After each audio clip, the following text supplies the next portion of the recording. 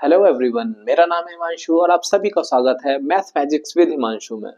तो आज की क्लास में आपके लिए एक बहुत ही इंपॉर्टेंट बैच का अनाउंसमेंट करने वाला हूँ। मैं अब से डेली बेसिस पे रीड्स की क्लासेस अपलोड किया करूंगा। रीड का एग्जाम जिसका फॉर्म अभी भरे जा रहे हैं, जिसकी लास्ट डेट 15 जनवरी है। जिन लोगों ने अभी रीड का फॉर्म नहीं भरा है वो रीड का फॉर्म भर सकते हैं।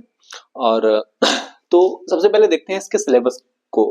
रीट का जो आपका कंप्लीट एग्जाम होता है वो 150 मार्क्स का होता है और जिसमें आपके 60% क्वालिफाइंग मार्क्स होते हैं जो 90 मार्क्स बनते हैं। वो जनरल कैटेगरी के लिए है और डिफरेंट कास्ट कैटेगरी के लिए ये क्वालिफाइंग मार्क्स डिफरेंट होते हैं।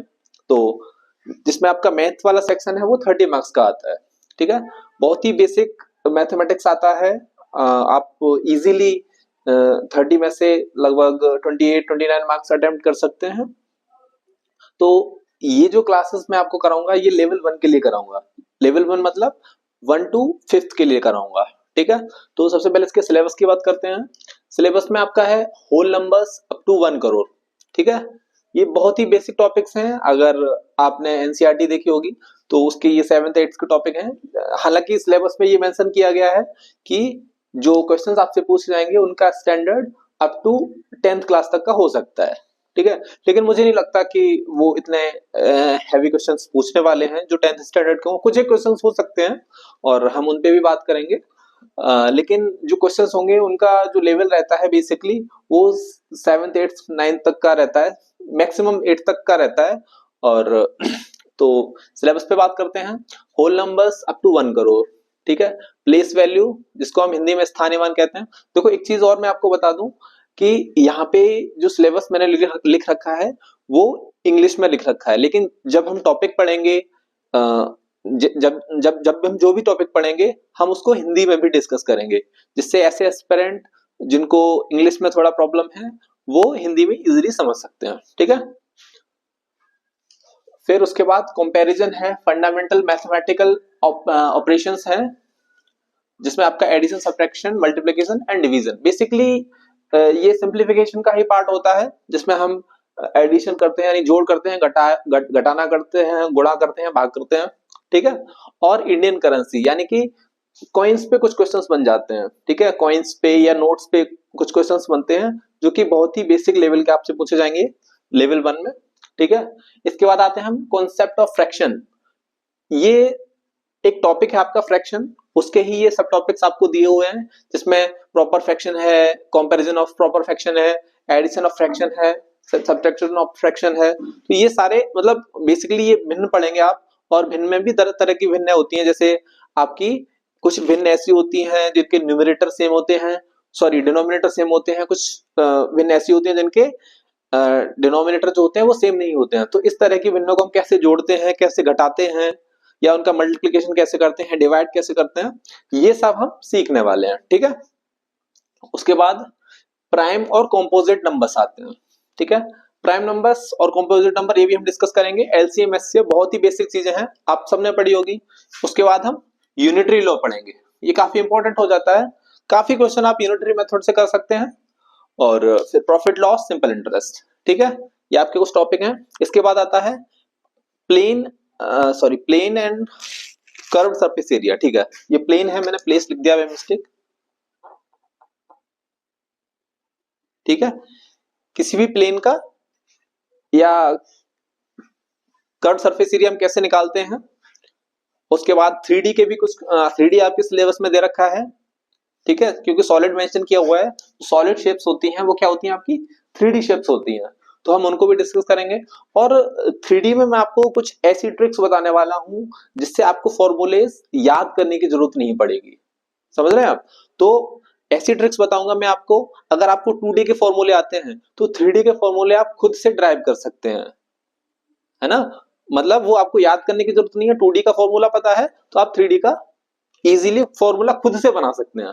ठीक है, उसके बाद properties of plane, geometrical figure. ठीक है, ये बहुत ही बेसिक बेसिक चीजें हैं, जैसे बिंदु है, रेखाखंड है, किरण है ना, और कोण और कोणों के प्रकार, ये सब हम पढ़ेंगे। लेंथ, वेट, कैपेसिटी, ये बहुत ही बेसिक बेसिक टॉपिक हैं, इनको हम पढ़ने वाले हैं। तो बहुत ही अच्छे से करने वाले हैं, ज्यादा क्लासेस भी नहीं होंगी आपकी, मैक्सिमम 15 क्लासेस बहुत ज्यादा हो जाए तो, वरना हम 10 से 12 क्लासेस में इस सिलेबस को कवर कर लेंगे।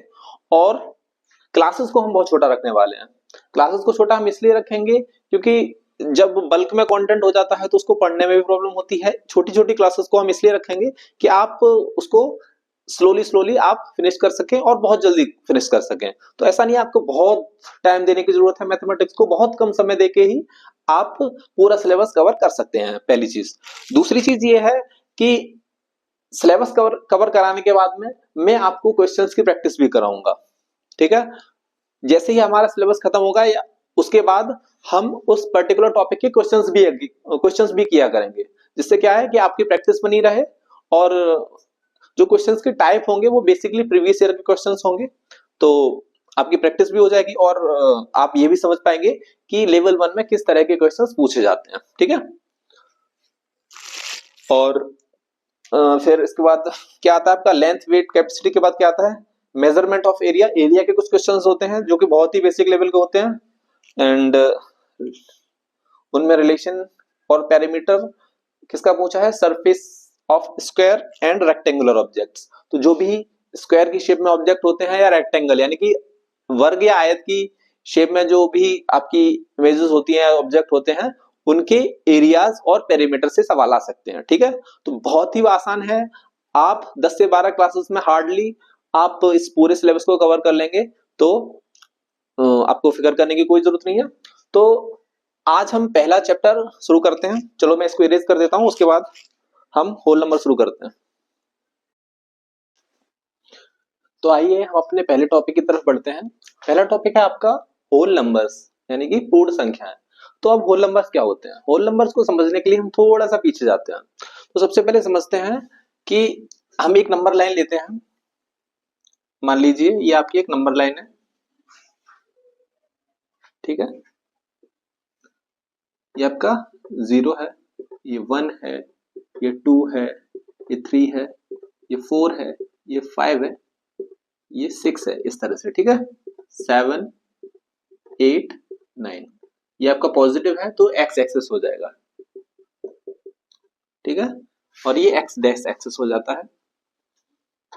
इस पे क्या होती है, इस पे सारे जो नंबर होते हैं वो नेगेटिव होते हैं। ये -1 हो जाएगा, ये -2, ये -3, ये -4, -5 और -6, इस तरह से। तो हम नंबर लाइन पे जितने भी नंबर को शो करते हैं ये सारे क्या कहलाते हैं आपके, ये सब इंटीजर कहलाते हैं, ठीक है। तो अगर हमसे पूछे कि कोई इंटीजर क्या होते हैं, इंटीजर क्या होते हैं आपके, इंटीजर ये सब होते हैं, जैसे कि -∞ से आप शुरू करो, -∞ से लेके +∞ तक जितने भी आपके अंक आएंगे वो क्या कहलाएंगे, आपके इंटीजर कहलाएंगे। या इनको दूसरे शब्दों में किस तरह से लिखा जा सकता है, इनको इस तरह से भी लिख सकते हैं, 0, +-1, +-2, +-3, +-4, ये सब क्या होंगे आपके, ये सब इंटीजर होंगे, ठीक है। अब इंटीजर के बाद बात करते हैं हम नेचुरल नंबर की। नेचुरल नंबर की, ठीक है। नेचुरल नंबर क्या होते हैं, आपकी प्राकृतिक संख्याएं, प्राकृतिक संख्याएं।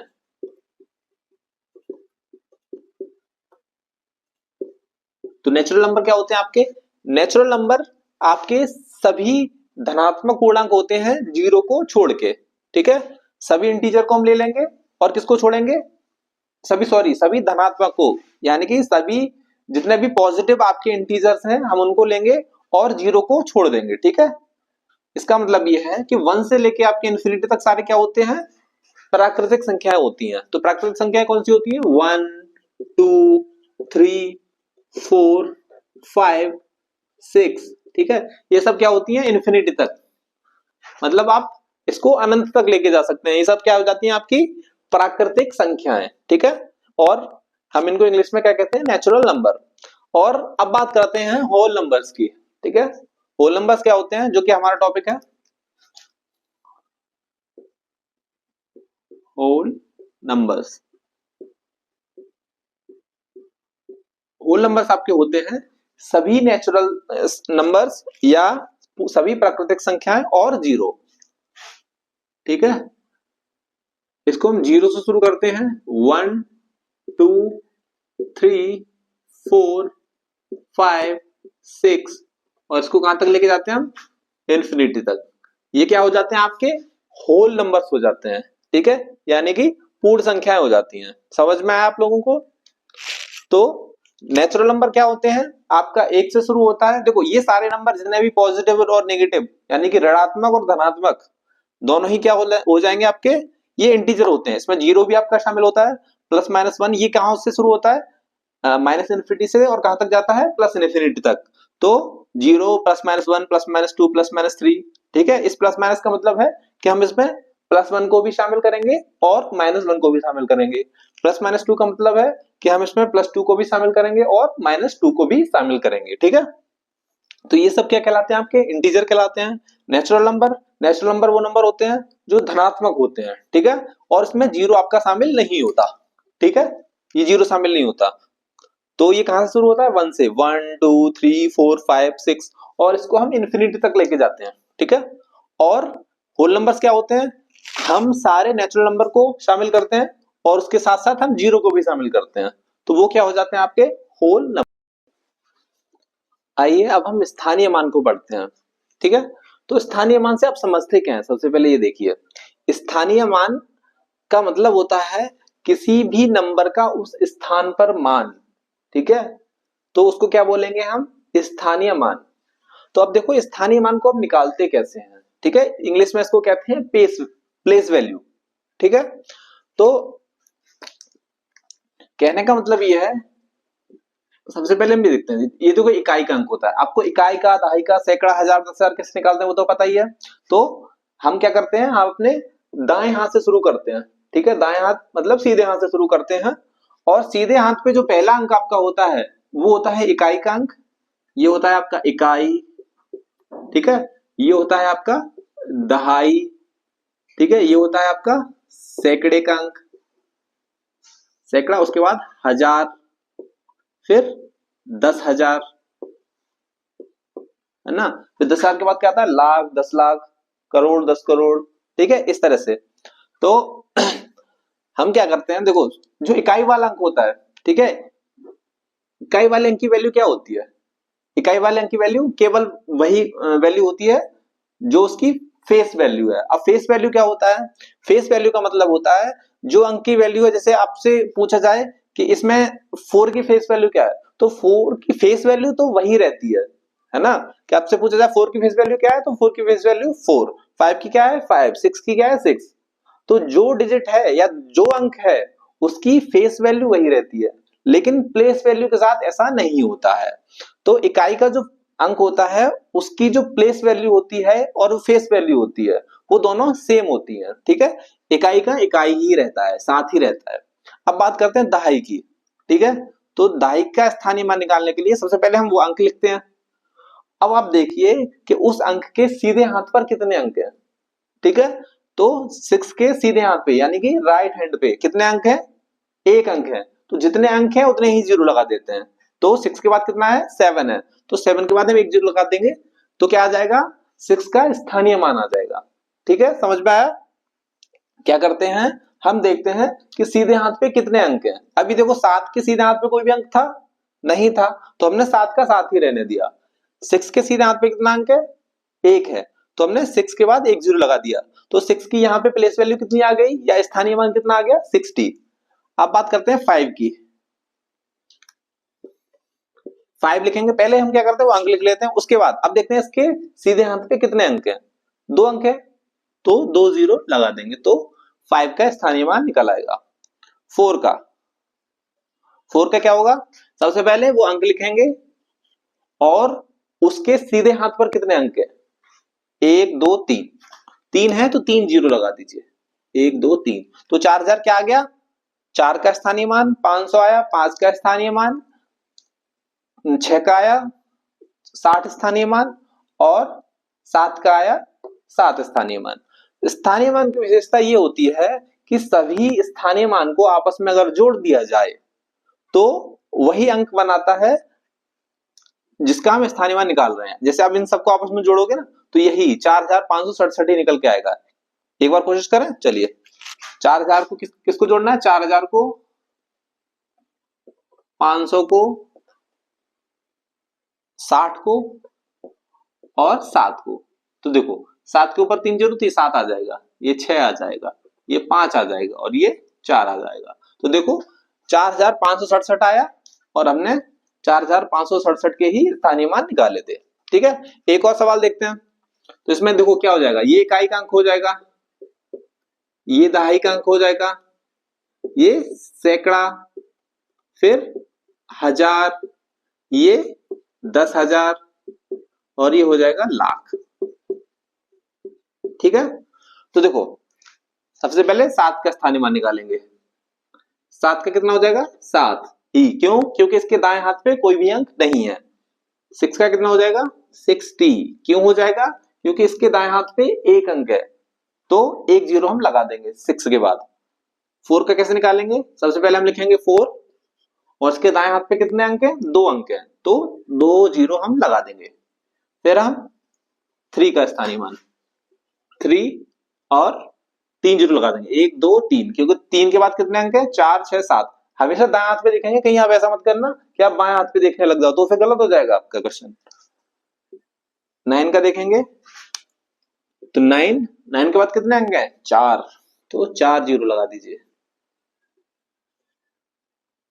8 का स्थानीय मान कितना हो जाएगा, 8 के बाद 5 जीरो लगेंगे, 1 2 3 4 5, क्यों, 8 के बाद 5 अंक है, 1 2 3 4 5। ठीक है, तो इस तरह से हम क्या करते हैं, किसी भी दिए हुई संख्या के सभी का स्थानीय मान निकालते हैं, सभी अंकों का स्थानीय मान निकालते हैं। लेकिन आपसे एग्जाम में क्वेश्चन किस तरह से पूछेगा, एग्जाम में क्वेश्चन आपसे इस तरह से नहीं पूछेगा कि इन सब का स्थानीय मान निकाल के बताओ। आपको कोई भी एक बड़ा सा नंबर दे दिया जाएगा और उसमें से किसी एक अंक का स्थानीय मान पूछा जाएगा। ठीक है, तो आप उस एक अंक का क्या निकाल देंगे, स्थानीय मान निकाल देंगे। जैसे आपसे ये नंबर दे दिया जाता है उदाहरण के तौर पे, चलो इसको मैं इरेज करता हूं।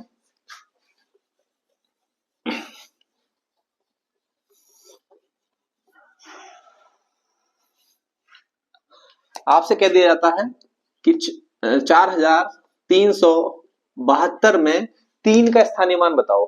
ठीक है, तो आप सबके स्थानीय मान नहीं निकालेंगे, सीधा सीधा क्या करेंगे, सबसे पहले 3 लिखेंगे और 3 के बाद देख लेंगे उसके दाएं हाथ पे कितने अंक हैं, कितने अंक हैं, 1 2, तो लिख देंगे, उसके आगे हम 3 जीरो लगा देंगे। तो इस तरह से क्या निकाल लेंगे हम, 3 का स्थानीय मान। और आप देखेंगे कि उसमें ऑप्शन में ये ऑप्शंस में 300 अगर अवेलेबल रहता है ऑप्शन तो हम उस पर टिक कर देंगे। ठीक है, इतना आसान होता है और उम्मीद करता हूं आप लोगों को स्थानीय मान समझ में आया होगा कैसे निकालते हैं। और अगर आपको आज की क्लास पसंद आई तो इस क्लास को अपने दोस्तों के बीच शेयर करिएगा, या ऐसे टीचर्स जो रीड के लिए प्रिपेयर कर रहे हैं उनके बीच शेयर करिएगा। और मैं ऐसे ही सारा सिलेबस आपको कवर कराने वाला हूं, बहुत ही आसान भाषा में और आसान शब्दों में समझाने वाला हूं। तो धन्यवाद और देखते रहिए मैथ मैजिक्स विद हिमांशु।